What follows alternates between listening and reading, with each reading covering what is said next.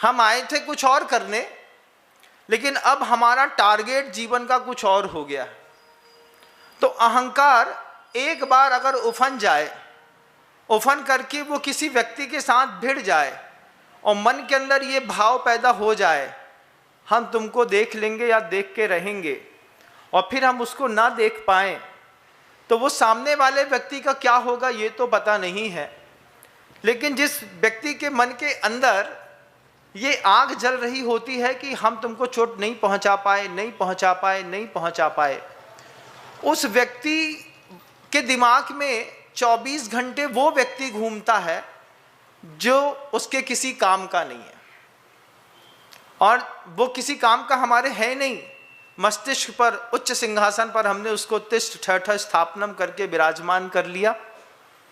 अब हम सोचते हैं कि तुमको चोट पहुंचाएंगे, लेकिन तुम तो हमारे दिमाग में बैठे हो। अब जैसे ही कोई व्यक्ति दिमाग में बैठता है, वैसे ही जिसके दिमाग में व्यक्ति बैठता है वो लक्ष्य भ्रमित हो जाता है। अब उसको अपनी दुकान की कमाई से मतलब नहीं है, उसको बस इस चीज से मतलब है कि हम पड़ोसी की दुकान कैसे बंद कर दें, और बंद करने के चक्कर में वो कुछ भी कर सकता है।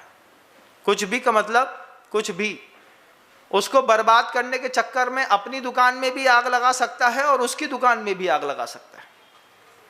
ये चोट पहुंचाने की जो एक शैली है वो अज्ञानियों की बड़ी विचित्र है और ज्ञानियों की बिल्कुल अलग। ज्ञानी मारे ज्ञान से तो रोम रोम भिद जाए, मूर्ख मारे ठेपड़ी फूट खपड़िया जाए। तो अज्ञानी जब कि कोई भी वो जो कवेलू होता है ना, कवेलू को लेकर के किसी के सिर में मारेगा तो खप्पड़ टूटेगा लेकिन आदमी नहीं टूटेगा, सिर भी फूट सकता है।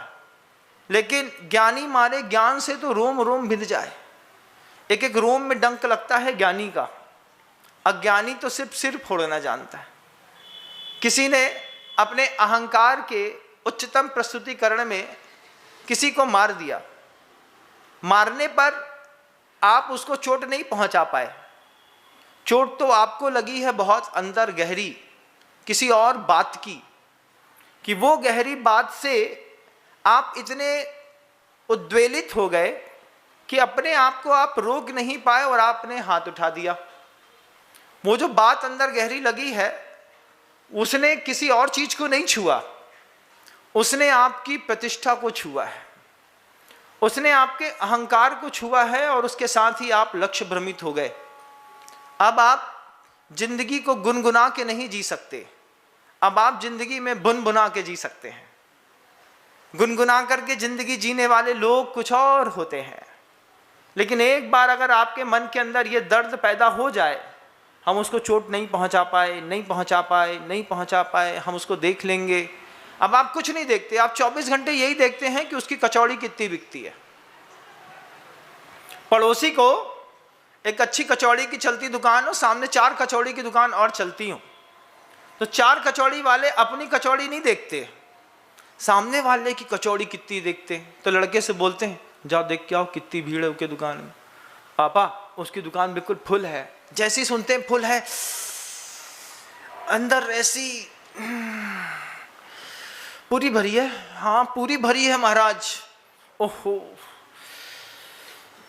त्राहिमाम त्राहिमाम त्राहिमाम। फिर घर जाएंगे, पत्नी बोलेगी आइए भोजन लगा दिया आप थाली। कितना बनाती हो, नमक कितना तेज कर दिया, घी कितना तेज कर दिया, तुमको कुछ आता नहीं है, पंखा कब से चल रहा है। ये जो फ्रस्ट्रेशन निकल रहा है ये पत्नी ने कुछ किया ही नहीं है, किया तो तुम्हारे अहंकार ने है मन के अंदर, और उसका गुस्सा उतारा जा रहा है पत्नी के ऊपर। क्यों?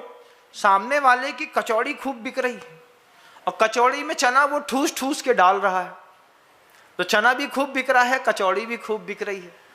अब चना और कचौड़ी खूब बिके और सामने वाले की रखी रहे, दिक्कत होती है कि नहीं? एक बार बोलो ना, बोलो, होती है ना। ये क्या है? सामने वाले के अंदर सबसे बड़ी दिक्कत ये थी कि जीवन में तो कोई गुरु नहीं था। गुरु आचार्य सिंह जी कहते हैं गाड़ी और नौका दोनों अपने आप नहीं चलती, उसको चलाना पड़ता है।